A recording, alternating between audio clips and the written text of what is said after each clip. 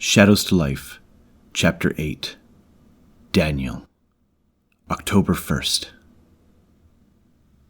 Damien surveyed the train yard as he perched atop the nose of an old freight train engine. The paint around him was a dulled red from many hours of service under the sun. That is, where it wasn't nicked from small pebbles that had bounced up and chipped away at its former glory. Now, a former workhorse, the old engine had been put out to pasture and never saw duty anymore, except in emergency situations, when something new and better broke down. It was used up and worn out, much like how Damien felt. The moonlight shone down and illuminated the patches between train cars, an eerie blue. Damien had put it at his back on purpose, so his body became one with the darkness to any who would approach. It made him an invisible gargoyle. Hunched over for more than an hour, he sat, keeping his hands wrapped within his woolen duffel coat. Inside them, he held a disposable Japanese hand warmer that looked like a cheap, oversized tea bag with rough stones inside. "Cold hands are fumbling hands," Saito had said when he handed the little bag to him the first time and told him where to buy more. Damien had taken them with him on every cold mission since. Every little advantage, after all, was important. Now, there was nothing left for him to do but wait. The small bear traps that he had brought were set at very specific spots that he could easily remember.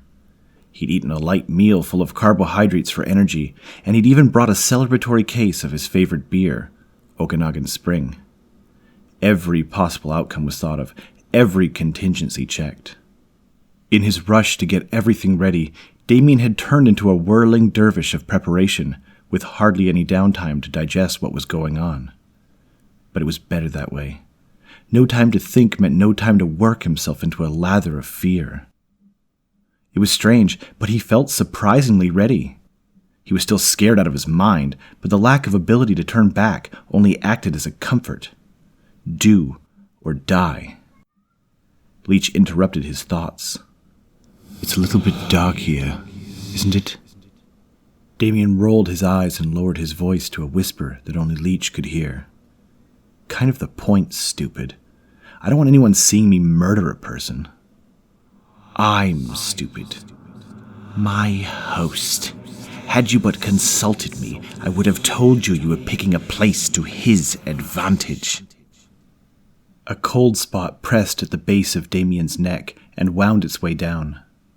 He shivered and knew it had nothing to do with the cold autumn air.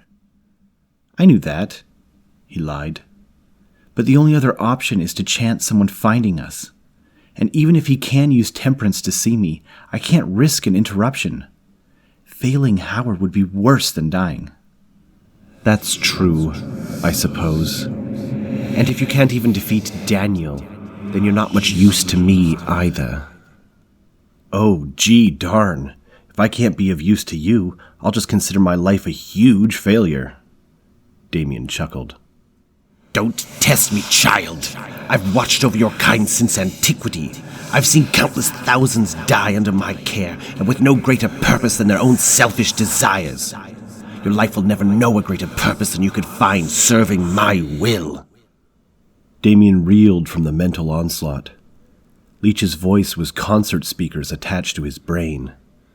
His shadow had never sounded so insidious before, or so powerful. It made him nervous. Leech had been with him at every turn since they'd first bonded in juvie. Never once had he spoken so heedlessly of Damien's interests. And even more frightening was how Damien had started to nod his agreement before he even realized it. Unfortunately, however, there wasn't time to reflect on Leech's new attitude. Out stepped Daniel into the moonlight from behind one of the boxcars. He struck an imposing silhouette. At a little over 6 feet, he was taller than Damien, with muscles that stuck out, even under his coat.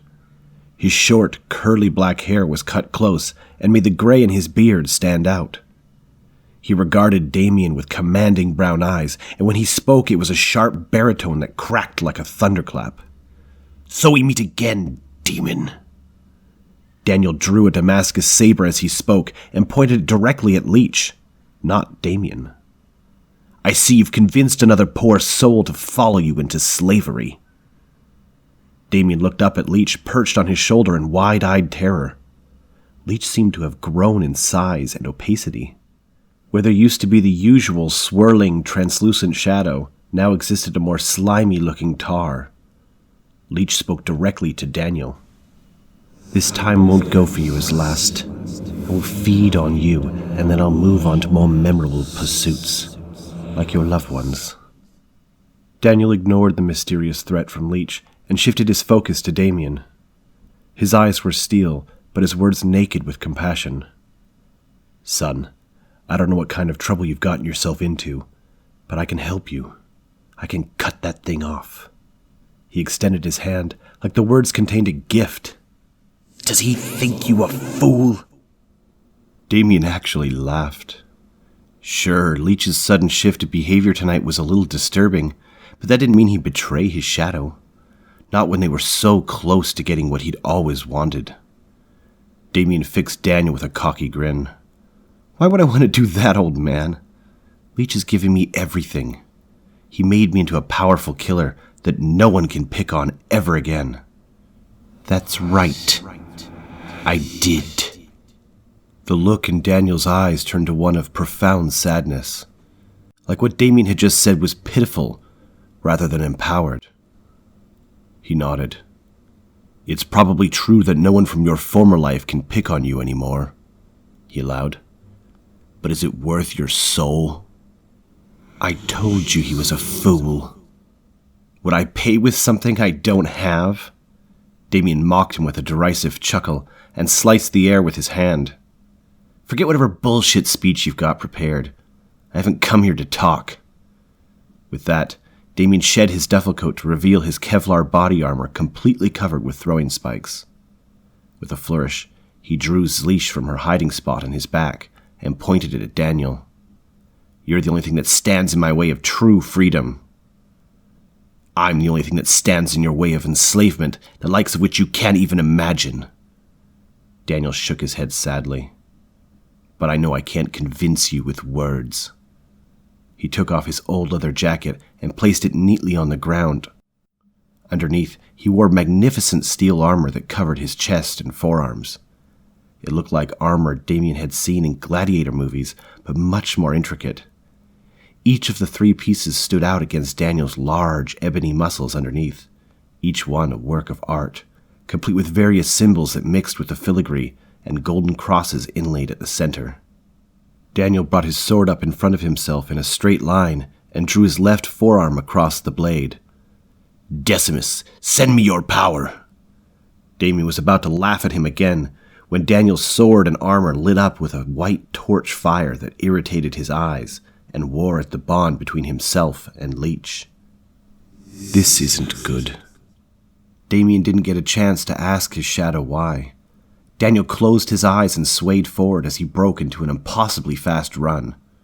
Before Damien could count to 2, Daniel had closed the distance between them and jumped onto the engine next to him.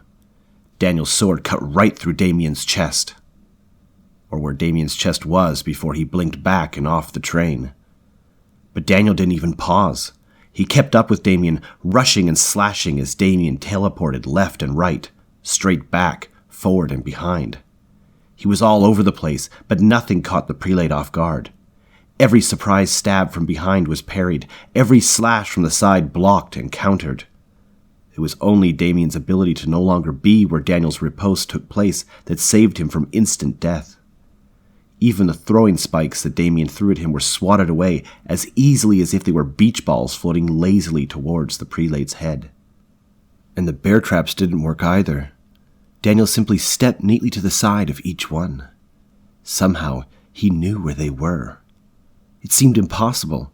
Even Damien couldn't see them, and he had planned their exact location. Leech read his thoughts. He must be able to see the traps. I was afraid of this. He can see my presence in everything you touch. He is powerful indeed. More powerful than when I used to know him. I'm glad you're impressed, Damien hissed in between blinks. What do I do? Either you find a way around his defense, or you die. Damien nodded. It was the cold, hard facts, just what Leech usually gave him. Damien just hoped that the supplemental training he'd received from Saito-sensei would be enough. It was time to put it to use. Blinking on top of one of several dark green boxcars, Damien readied himself for Daniel's inevitable charge up. And the guy didn't disappoint. As soon as Damien landed, his adversary began his dash up the rungs of the train car ladder like they were stairs, charging him with superhuman grace and speed. For once, this was exactly as Damien wanted and planned.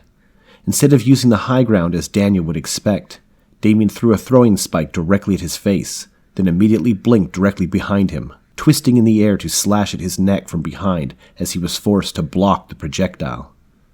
But, though it seemed impossible, Daniel not only blocked the projectile, but also saved himself from the slash of Damien's sword by inches, contorting his body so that he took the blow on the steel of his armor. Damien continued his spin and landed on the ground looking up. There wasn't even a scratch. "Foolish boy!" Daniel shouted from atop the train car. "Even your demon sword can't cut through holy armor." "It's not holy armor."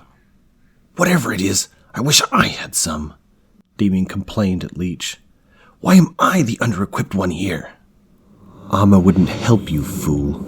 It'd only slow you down. You need to be faster than Daniel." "That's impossible. He reacts almost instantly to my maneuvers."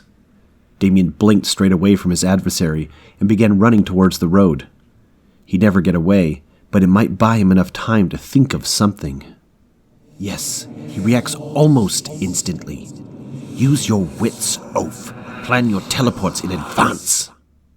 Damien would have smacked his forehead if he hadn't needed his arms to pump his body faster away from the charging foe behind him. In the past, just teleporting behind or to the side of an adversary was more than enough surprise to slash and finish off adversaries as he pleased. He never needed to plan anything in advance. Facing Daniel had now forced him to evolve, to become a better warrior and more efficient killer. He glanced back just as Daniel caught up. The sword swipe that would have taken off his head barely missed as Damien blinked directly backwards and then forwards again. Daniel started to turn where Damien had been only moments before as Damien reappeared back at his original position. The delusional holy warrior was quick, but not quick enough. Damien's sword was poised and ready when he reappeared and cut almost all the way through Daniel's left calf before blinking back and away. With a muffled cry of pain, Daniel collapsed to the ground and grabbed at his injured leg. A surge of triumph so strong shot up Damien's spine it was almost too much to contain without yelling. He had just achieved what he'd been waiting for all these years.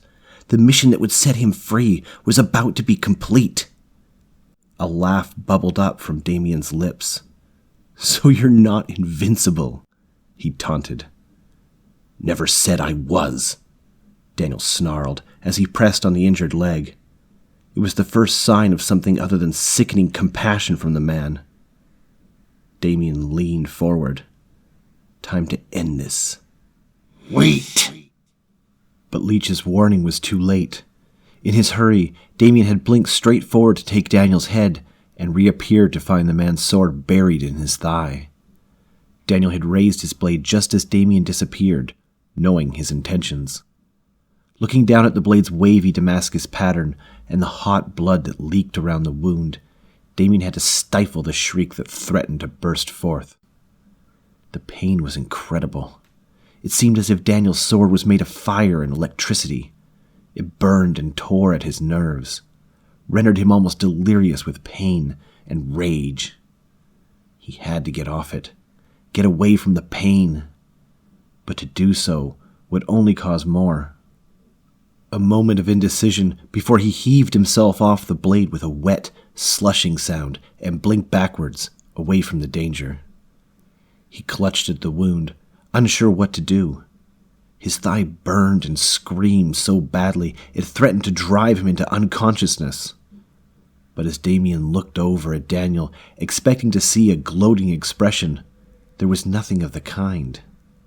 Still, he gripped his leg with one hand, the same sad look from before.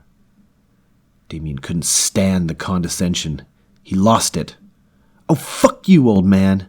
You think this means I'm finished?" Daniel shook his head. "No.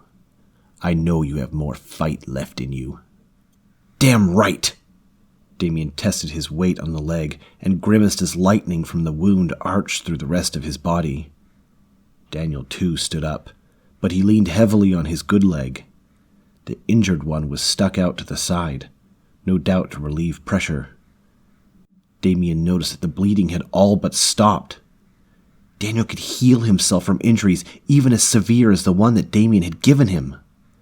The revelation was shocking because it meant he had to do something quickly. If Daniel could heal himself on the spot, then the more time passed, the more Daniel gained the advantage.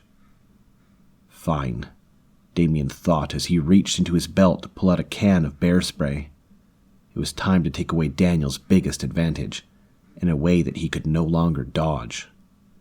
"See how you like me now." Damien blinked just behind Daniel, then to his right, then again ending up to his left. Each landing was far more painful than jumping on broken glass and bare feet.